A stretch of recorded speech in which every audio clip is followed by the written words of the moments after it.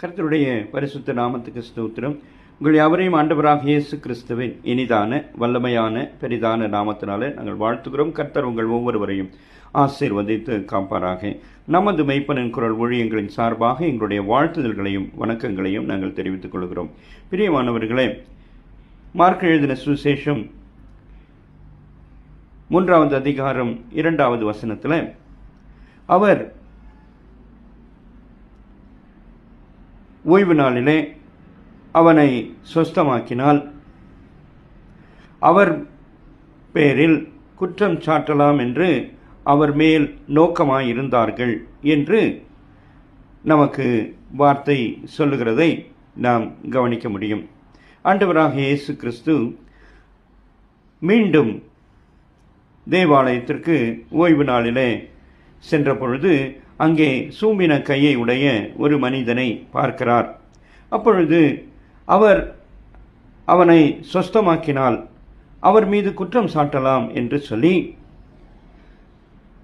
அங்குள்ள பரிசேயரும் அநேகரும் அங்கே கூடி ஆலோசனை பண்ணினதை நாம் வேதத்தின் வாயிலாக கவனிக்க முடியும். அப்பொழுது அவர் அவர்களை நோக்கி, ஓய்வு நாளிலே சொஸ்தமாக்குவது நன்மையோ தீமையோ, ஜீவனை காப்பதோ அழிப்பதோ எது நியாயம் என்று சொல்லி அவர்களை நோக்கி கேட்கிறார்.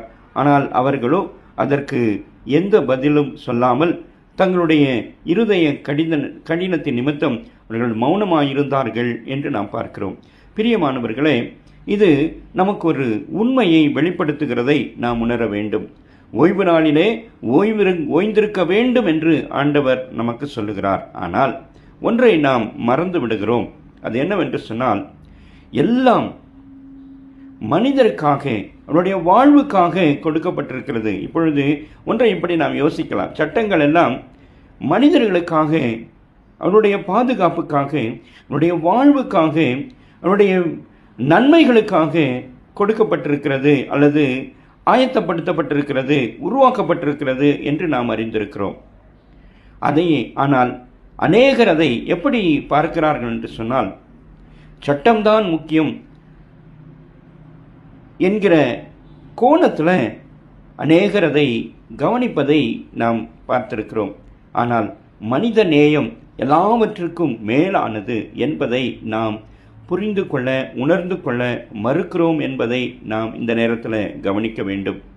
அங்கே ஒரு மனிதன் சூம்பின கையுடைய மனிதனாக